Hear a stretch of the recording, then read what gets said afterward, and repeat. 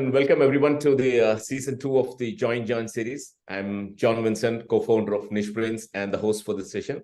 Just a quick brief about nicheBrains. nicheBrains is a modern consulting platform that helps MSMEs to assess, access, and accelerate their growth and transformation by connecting them to curated industry experts. On the other hand, nicheBrains also provides unlimited range of consistent business opportunities for freelance industry experts who are looking to realize their full potential. So in this session, I have a very distinguished guest, Mr. Raman Manavalan, founder and CEO of Virtual Research and Consultancy, VRC. Raman holds a master's degree in textile engineering and management from NIT Jalandhar, where he has gained comprehensive understanding of engineering and management aspects of textile and business sustainability. So he's a dedicated and passionate sustainability professional. He's based out of Tirupur in India with a strong commitment to creating a greener and more sustainable factories of the future. Raman has been actively involved in various initiatives and projects aimed at promoting sustainability practices in that region. With a decade of experience in the field, Raman has established himself as a key figure in sustainability efforts in Tirupur area. So he has also worked with both government and non-governmental organizations, collaborating with various stakeholders to drive positive change. So absolutely wonderful to have you with us today, Raman. It's my pleasure. So Raman, today, we're talking about a very interesting topic, that is sustainability in digital era. But just before we go in, right? See, we talk quite a lot about this digital transformation because, that's probably the buzzword today in MSME era. But how important is sustainability? And before you go into that, if you can also explain what are we talking about sustainability for a manufacturing industry? What is this buzzword? Great. So it's a great privilege for me, Mr. John, to be part in Join with John session and to meet your followers today. In fact, as you rightly said, sustainability is a buzzword across the industry. Slowly, it's getting momentum in MSME segment. So when we at the moment, as we both discussed a couple of days back,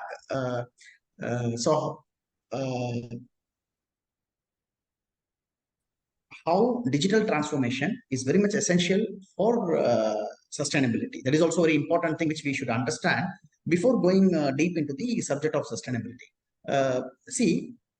In sustainability, we always used to say measure, monitor, and improve, and then sustain. Okay. So in order to go for improvement, we need to measure and monitor with the help of IoT and digital transformation.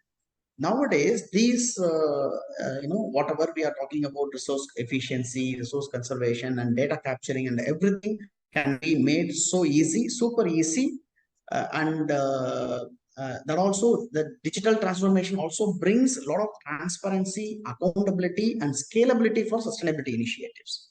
Right. So having said that, sustainability is nothing new for Indians, basically, because we care for 5 elements of nature, right? We care a lot for nature, basically. And what we do in sustainability is to ensure we are responsible for its sustenance. That's it. Right. I think you remember the advertisement, for cola thing, "A Dil Mange More." So it's a very popular slogan. Once it was considered as a slogan of consumerism. Okay, I would say when we talk about sustainability, "Mera dil mange more," "Ye dil mange more," because we want more with less resources. Right. So that is the thing. So just to set the context very, in a very easy way. Yeah.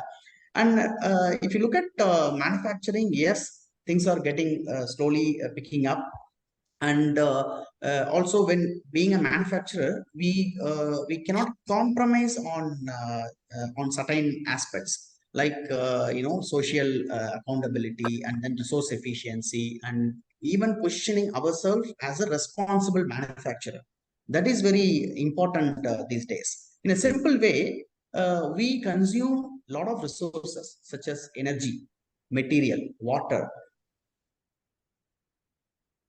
to manufacture a product. Okay, and our job is to ensure that these resources are being used effectively. That is the thing. And apart from these things, we also have a lot of stakeholders such as workforce, suppliers, community, and how we are ensuring the due diligence as well as best practices for the benefit of stakeholders. That is also matters when it comes to sustainability. Yeah. Right. Wonderful. So, Raman, I'm just a little bit going a step further, right? So we talked about you focus primarily on sustainability, talking about say economic, social, and considerations that businesses have to take care of. Obviously, protecting nature as well. But why is it really important? And why is if I have to put it a little one step further, why is it important for business enterprises today? Good. See, nowadays, quality is guaranteed. Okay. Price is more of a open costing. Wherever you go, in our textile business, the costing it's became a open costing. So for any enterprise, in order to position themselves so unique and different from their peers, it's very essential to position them at the very competitive edge. So that's where the sustainability comes into place. So that will differentiate you from your peers. That is the catch here, John. Right. Yeah. And also, if you look at sustainability, we used to say sustainability is a shared responsibility. It is not just a vision of an MD or a business owner. So it requires, both parties. I mean, all stakeholders involvement. It's like a top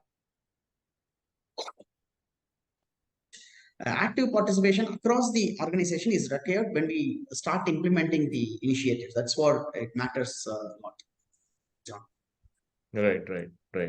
So any specific MSMEs need to take care, because I know that MSME is primarily constituent of the majority of businesses, right? So it's like almost like 97%. I think we discussed this some time back, though. Majority of the businesses are MSMEs. So is there some specific factors that they need to take care? True. See, it's quite interesting to see that in India we have MSMEs almost accountable for to the tune of 20% of our country's GDP, and naturally, without without including the MSMEs, we never be able to visualize what as a nation we wanted to achieve. That's very important. So when we talk about sustainability, it is all about inclusive and also ensuring the sustained growth of these enterprises. That's very important. See, so it's also parallelly important for MSME because a lot of things are happening. See, if you look at the rate at which the climate change is happening, it is really creating a lot of harmful effects in the entire supply chain. So we are getting a lot of difficulties in the raw material supply, and also logistics issue, and unexpected change in weather patterns are also happening, which also affects the SMEs businesses basically. And there is an interesting concept we used to discuss. Every year there is a day called Earth Overshoot Day. So what is this Earth Overshoot Day? See, when it is let us consider in 1970 when the concept have started evolving. At the time they figured out that Earth can regenerate itself for to meet the to nurture itself basically. So when we start using these resources, it is like we consume more than the regenerative capacity of the earth. So in 1970, the Earth Overshoot Day was celebrated in the month of December. Okay. Yeah. You know, now in 2023, the Earth Overshoot Day have become in the month of August. It means, you know, we are consuming more than the capacity of the earth to get regenerated. Okay. Right. And for businesses, being responsible is very much important. It is not as you know, in generally people used to say, okay, we can do greenwash. I can just pretend that I am doing something for the mother nature, or I can pretend that I can do something good for the community or the stakeholders. It doesn't work in that way, because as I told you earlier, it is a game change initiative. Also, it creates opportunity for you to get recognized. So naturally, the moment you start work on sustainability, it also brings you a lot of business um, business into your fold. That's true, which we have also been witnessing. If you look at the MSMEs, we talk a lot in terms of resource efficiency. Okay, the moment we start addressing the resource conservation, let's say energy consumption, energy efficiency, or water conservation, or material conservation, or even logistics emission reduction. All these initiatives have a direct impact on their operational cost. The moment I cut down my electricity bill, okay, nowadays, we are incurring about to the tune of 9 to 11 rupees electricity costs. Okay. And if you look at water, cities like Bangalore and other places, we are really facing a lot of scarcity for water. And, the moment we start addressing those challenges, naturally, we will also cut down our cost. And, naturally that lead us to improve our bottom line. That is the thing. So when people look at other initiatives, which is capital intensive, even in sustainability, also a lot of capex planning has to be done, a lot of investment has to be done, a lot of training has to be done, a lot of awareness has to be brought in, a lot of systems has to be implemented, and new technology and adoption of innovative measures has to be taken care. And if you look at the returns, which is what we have also been looking at, which is not more than 18 months. Whatever we invest on sustainability, which can be returned back within, it's to me, it is like a low-hanging opportunity. Leave the capital investments such as rooftop solar and windmills and all those. And rest of the investment, most of the investments are with a very little or less payback period. And also, as I have told you earlier, the vulnerable stakeholder in the entire manufacturing sector is MSME, because we have challenges across all spectrum. Right. You take raw material, yes, we have challenge. You take labor, yes, we have challenge. Right. You take anything, even financing, yes, we have a challenge. In this scenario, being relevant, being competitive, and being relevant is very much essential, very much important. So to achieve that, sustainability initiatives will help the companies to be relevant and also competitive. Competitive in terms of price, relevant in terms of engagement with your buyers, basically. And also, apart from all these things, it also positions you as a responsible business leader. That is also very much essential these days. Absolutely. Yeah. So, since we've been, talking towards businesses, so now, I also have quite a lot of experts, in our community, and there are actually quite a lot of experts who have joined this session too. As an expert, how is it important for me, when I look at it, to identify there is a need for, I'm working with, say, quite a lot of MSMEs. So how is it important for me to identify that, sustainability is needed for this organization? How, as an expert, can I, if I have to say, impart the importance of sustainability to the organizations? Because, we've been working with quite a lot of, MSMEs, but then I'm not sure, how I should reach out to them, how I should identify some of the areas of sustainability. So how can I basically, create that importance to the MSMEs, that sustainability has to be part of, your core thing? How do I basically identify that? Great, great, super. So since we have as a platform, nicheBrain has a lot of resources, like subject matter experts on board. It is like as I told you, it's a shared responsibility. Right. To me, what nicheBrain has conceived, the idea of demand aggregation. It's quite common in across many domains where the raw material has been demand aggregated. Right. That has been experimented well, but the service has not yet aggregated, but nicheBrain has done that job wonderfully. Similarly, if I am a consultant, I go to my client. I need not to be an expert on sustainability. Okay, Right. I'm an ERP guy, or I am a financial expert. So Right. I am a systems expert. I am delivering solutions to my client. In that case, all we have to look at is primarily we have to look at their resource cost. Okay, there are a lot of benchmarks are available. So Yeah. all we have to do is, comparing those numbers and giving insights to the clients that you are way below than the benchmark in terms of resource efficiency. Because irrespective of product what you manufacture, your client consume electricity, your client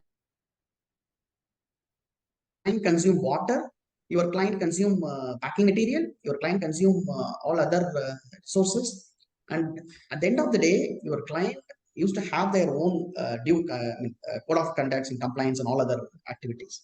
So it's like a moral obligation for any resource consultants to give some light for the manufacturers to think about sustainability, because most of the time the people we often tend to commit ourselves with the domain what we have been very good at with the client. Right.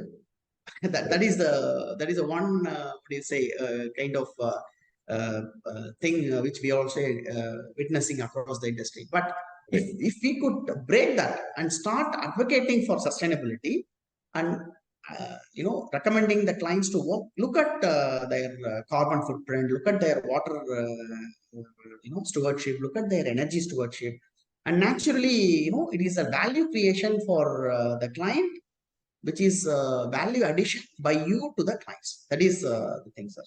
Yeah. Right.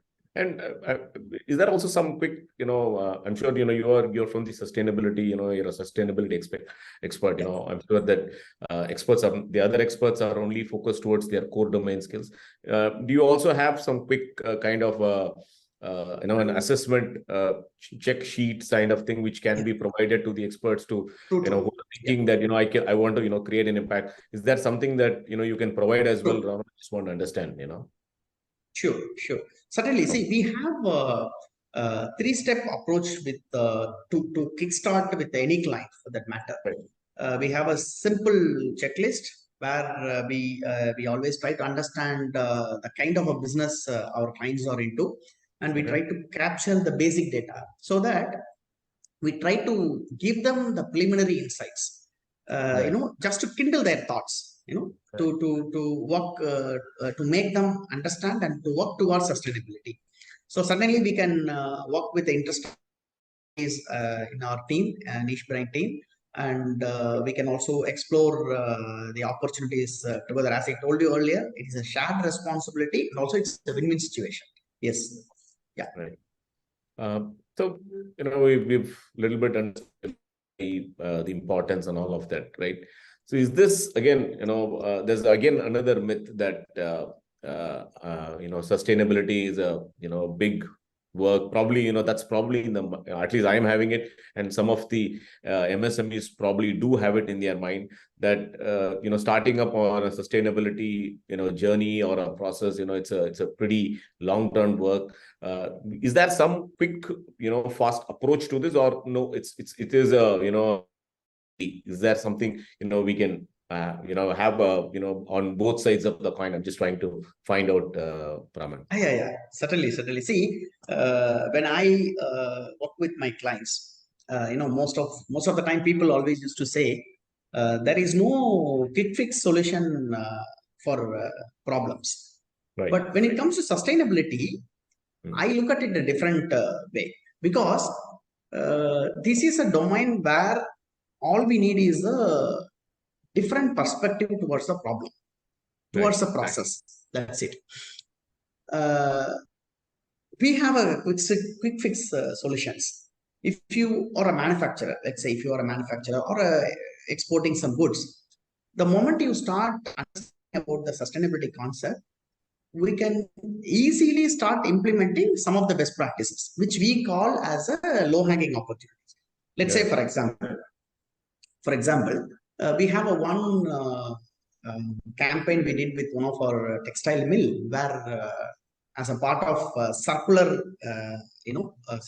initiative, circular fashion initiative, we have identified they have packing materials which they procure raw material from Africa and America, US, and the packing material used for those raw materials was high density polyethylene, and also the straps, because since it has to travel all the way, logistic has to move all the way from there to here. They also had this steel tapes and brackets and everything. So what we look at the things, we just figured out that this HDPE can be recycled and can be converted into, shredded into pieces and then converted into pellets. And then these chips can be, with using a simple extruder, it can be recycled, recovered and recycled as a poly bags. Those poly bags can be used for the internal consumption and transportation. That was a novel idea. To us, it's a very quick fix. Nothing. It's just a quick fix. And similarly, when we talk about work with the clients on sustainability, we always look at waste to profit. There is no such a material is waste. No, for one factory, what we term as a waste, it is a raw material for some other factory. So that is a very open rule we used to pass on across our client base. So we identify waste, and from the waste we try to make some product. That is also quick fix. And these are all like innovation kind of initiative. If you look at energy conservation, there is a lot of low-hanging opportunities which we can really look into. Let's say, for example, simple measures like focusing on your lighting systems, where you can easily change into LED, and similarly the fan, converting into a BLDC fans, and putting some thermostat controls in your air conditioners, and then adapting some simple best practices in safety and also electrical tweaking with the pumps and motors. And these are all very low-hanging opportunities. So yes, there are quick fix solutions are available when it comes to sustainability best practices.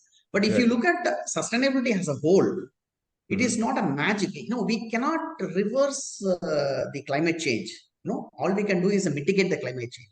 That part, in that context, yes, there is no quick fix. But to achieve that, the initiatives, what we do, the best practices, what we could adapt as a manufacturers, yes, we have a quick fix solutions. Yeah. Right. Wonderful. Yeah, but we are talking about, again, some of them are quick fix. Some of them, you told that there can be benefits out of them. But is there some real value that does it really help organizations? Is there some tangible benefits that organizations do get in these kind of sustainability quick fixes or the larger perspective? How do we, is that some numbers? See, yes, John. See, if you look at the tangible benefits, a very good example would be, let us take energy saving potential. For any manufacturing enterprise, there is a potential of to the tune of 8 to 16% to minimize their energy cost. 8 to 16 doesn't a very sizable percentage, basically. Similarly, if you water savings, see, as a government commits to, when I say government, it's a corporation, basically. Corporations commit to deliver 120 liters of water per day per person. Okay. And we have carried out a lot of water stewardship assessment across the industry by various domains. And on an average, you have to believe the per capita water consumption is somewhere around 180 to 240 liters in industry. Okay. Yeah. Just to see, look at the way we are. Government commits. When you say commit, it's not necessarily to deliver, right? Whereas the industry, we consume twice that of the committed value. It means you have to see the potential over here, right, which is on the domestic water consumption. Similarly, if you look at the processed water consumption, very interesting numbers which we also get from a lot of case studies. See, there is a car manufacturer. I don't want to mention the brand. right. A famous manufacturing plant in Japan, as well as the same brand's plant in India. Right. The quantity of water consumed to produce one car in Japan is about 6,800 liters. Okay, and whereas in India, to manufacture the same variant, the quantity of water is being consumed to the tune of 3,100 to 3,200 liters. Okay, and if you look at the factory operation, there is a still scope to the tune of 23%, 20 to 23% of water saving potential with the same facility. Right. We compare with Japan. We compared it's about 6,800, whereas here it's about 3,200. Of course, it's almost like half of the consumption to manufacture one car. Though it is the best in class, but still there is a scope for water consumption reduction to the tune of 20-23%. And above all, people nowadays started talking about net neutrality. Net neutrality means how can I compensate to zero in my extraction of water? How can I harvest my rainwater? How can I recharge my groundwater? Similarly on the energy side, how can I generate electricity using renewable energy, windmill and solar and all other aspects? So these are all the measurable and also achievable opportunities which sustainability will give it to you. Yeah. And also, if you look at the material conservation, the moment you focus on material conservation, there is a huge potential to be harvested. Leave the energy and water, all these things are like, in order to be competitive, you have to work on it.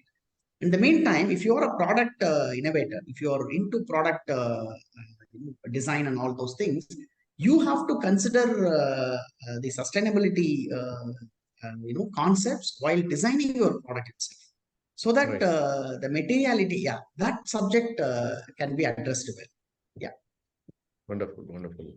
I think there's I just remember this my final thoughts, just to say that Raman, I remember this scene from Three Idiots, in fact, wherein the professor, he asks the definition of a machine, and Ahmed Khan gives a simple answer saying that a machine is something that makes the life of a human easy. And he goes on to give an example, like you put the switch and immediately the fan rotates, right? I see the same here. We were thinking about sustainability as something very huge. It's like an elephant in the room, and you literally, broken down that, and you've given some very small examples like the lights which you are talking about, or using the whatever raw material, or the excess waste which comes out, which can be used for some other industries. So I think there are some small examples of how sustainability can be used for quite a lot of companies. At least I get out that from the sessions, even though there is a larger goal that companies should and can achieve. So I'm sure that the fact is that we businesses actually need to start looking at sustainability as a purpose in their business, not just as a task, right? Yes, exactly. And finally, the way you summed up, the most important thing is we need to keep constantly measuring, monitoring, and improving on our sustainability initiatives. Yes. I think that's how that's the takeaway, at least for me here, Raman. So thank you so much, Raman, for today. And with that, I'll just open it up for some audience questions. Any questions from the audience? Please feel free to ask Raman. He'll be happy to answer that. See, what we have discussed today is something like a tip of an iceberg. Right. You need not necessarily be an expert on sustainability. Okay. Right. If you are a financial expert, you start advocate your clients to explore, for the technology upgradation, or for implementing the resource efficiency projects within the facility. There are a lot of schemes and financial support schemes are available with the banks. Right. SIDBI offers green fund. They have a clean fund, and JICA also have a line of credit, and SBI has some schemes. The rest of numerous banks, they have their own clean tech financing schemes are available. And if you are a manufacturer, consider sustainability as a marketing tool for you, but do that marketing with a very fullest passion. Okay. Right. And because it's not about convincing your buyer, it is about being relevant and staying ahead of your peers. Use sustainability metrics, sustainability best practices as a story to convince your customers. And if you are a trainer, or if you are a systems implementation, or if you are a consultant or a service provider to help companies to build systems, right, you have to be an evangelist and consider it is our dharmic duty to empower all these MSMEs, because for MSME, when it comes to MSME, there is no one to give them the right direction. I'm happy that nicheBrains is doing really a wonderful job. As I told you earlier, they have literally aggregating all the knowledge capital of this country to deliver good results, to facilitate margadarshak, right, to the MSMEs. And these are all the things which, as the resource people or service providers to the MSMEs, can extend our support. Yes. Very good afternoon, Mr. Raman. Yes. Hi. I have a question that is more cultural than technical. So, yes, with reference to climate change, India has been a little taken a back step with reference to signing the requirements which the big countries have done, because they want equal amount of their participation. It says, why are you blaming a small country like ours? On similar lines, this thing is on MSME. So what do you feel, or how does a consultant, respond to an MSME who says, if I do it, is it enough? I'm a small company running out of, half an acre of land, and you make me you're telling me to become net zero, net credit, all those things. And just outside, there is a big company where in the evening they are spewing so much of smoke. So where is the government? Where is the thing? So how does one, as a person who's trying to, inculcate sustainability, address these kind of, something like, I did not wear my seatbelt, but 100 people have not worn seatbelt. You have stopped them first. How do you address these kind of roadblocks? Great. Sir, I think the question itself has a lot of trickiest factors, sir. Let me also, it's very interesting question. See, you forget about what the negotiations are happening at the, policy level at the between the countries and the nations and the leaders. Okay, because a lot of people, talking about offing and then balancing of trade and all those stuffs. Let us. When it comes to MSME, we have a word called insetting. What is insetting? See, it is something, an opportunity which is available within your campus. See, I have a, it is not I have that statement. I just took an inspiration from Japanese-based company. So profits are within the boundary walls of your factory. For MSME, I always used to tell profits are within the boundary walls of your factory. So what you should focus is addressing and capturing those opportunities. The moment you start capturing those opportunities, and naturally you will start cutting down your cost, and you will start harvesting the benefits. That's it. The simplest example would be, normally the tube lights, okay, which is about 36-40 watts. Okay, the moment someone goes for LED tube lights would be 20 watts, and straight away how much you are saving? 40 minus 20, 20 watts. It's a 50% saving in the electricity consumption of a lighting systems alone.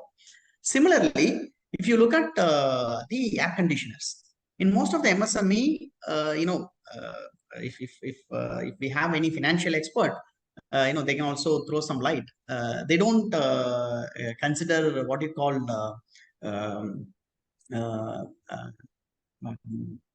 depreciating these assets. They keep on using the same old 10, 15, 16 years equipments and 16 years, air conditioners and pumps and motors for the operations. There is a sizable amount of energy which is being going as a excess consumption. So for MSME, the insetting is the driving factor to get on board into sustainability. They don't have to look at GRA reporting. They don't have to look at GHG footprints. They don't have to look at RE100 and all those things. All they have to do is you start capturing the low-hanging opportunities. That is enough. That is enough. And then the moment you as an MSME, I always used to be hungry and starving. Okay, let me capture those low-hanging opportunities. Let me consume it. The moment I start, gaining my energy, I can go up and I can harvest all my fruits. So to me, low-hanging opportunities are a key for MSMEs to get on board into sustainability journey. Thank you, sir. Thank you. I think to kind of sum it up, sustainability is not for anything else but for simple cash saving. If you put it that way, that should for consultants to talk to the MSMEs. Makes quite sense. Thank you.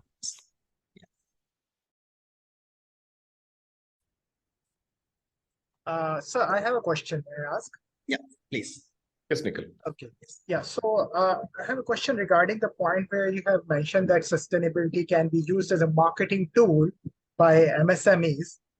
But if we look into B2B scenario, the kind of negotiations which happen with the purchase or procurement department, they are mostly on the parameters like quality, timely delivery, and coming up to the pricing part. So there, I mean, if the client is not willing to pay a premium for my sustainability efforts, how can I actually use it as a marketing tool? I'm talking about B2B scenario. B2C is completely different. So you can just give guidance in this matter. Yeah, sure. So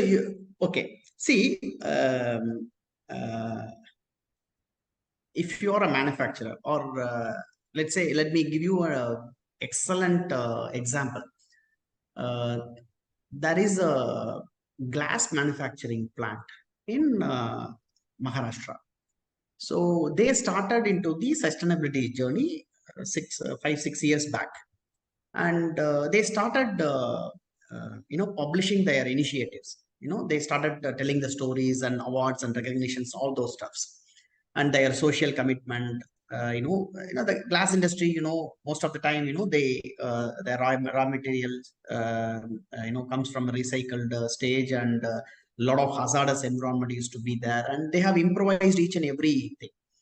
And one point of time, one of the biggest European customer, when they approach, as a through a marketing channel, they got an appointment with the European customer, and that European customer, they chosen this particular glass manufacturing factory, though they are very MSME, than one of the India's leading glass plant, which is having a facility in Chennai. The reason is very simple. For them, everything is same, cost and rest of the compliance and everything is same. I don't want to name that global brand, but the differentiating factor is the sustainability initiative. The amount of energy, the specific energy consumption reduction, the specific water consumption reduction, and the social initiatives, and the beyond the fence initiatives. And these are all the factors made them to close the deal. Comparatively slightly higher the price margin than the counterpart. And second thing, things are changing. There is a interesting term called green supply chain. Okay, and when we talk about sustainability, it is not just my factory has to work and towards improvement and towards adapting best practices on sustainability. It is also my responsibility to identify and assist my supply chain to be green. So how can I make my supply chain green? Okay, and there is a lot of discussions happening on green logistics. There's also a lot of discussions happening on having green procurement policies and all those things. Implementing it. The moment earlier we used to have the supplier evaluation form, where you used to give the basic details of your capacity and productivity and all those stuffs, GST and all those stuffs. Now they're also asking your best practices on energy conservation, your best practices on investments towards renewable energy. Have you invested anything, or have you invested on solar? So your best practices on safety, and these factors are also started being captured by the businesses to make their supply chain green. So if you are a supplier to any facility, and this is the right time to work on making yourself as a green supplier. Yes. Thank you very much, sir. Sir, you did not mention the name, but I guess everybody guessed that big corporate. You said Chennai and you said big corporate. I think all of us are capable of figuring out who that. Yeah, it's a very close. I mean, it's like our close group of. Yeah. But on the lighter side, I just thought the same company, they got an order from the Indian Railway. Right. They got the order from Indian Railway because of their green performance. Now you see the Indian Railway is the largest purchasing body when it comes to MSME. And this guy had an advantage over the others because he already implemented a lot of best practices. He got the recognitions and awards and all those stuff, and it's easy for him to be a front runner in that. Yes. Wonderful. I think sustainability is a probably interesting topic, and I think we can go on and on with this, Raman. So anyway, I think it's probably getting time to close to the session. I'm sure that there's quite a lot of information and interaction that we had today, Raman. So there's quite a lot to reflect. I'm sure that if there could be some more questions the audience has, you could definitely reach out to me, to Raman as well. So Please. once again, thank you so much, Raman, for being with us in this session. It was great inputs for us. Great thoughts, especially as a consultant. I feel that there's quite a lot I can take it back and work it out with my SMEs. So once again, thanks a lot, everyone, as well. This is John signing off, and we'll see you on the next episode of Join John with another probably interesting topic and a good speaker as well. Thank you so much. Bye-bye. Thank you. Niche Brains. Democratizing digital transformation.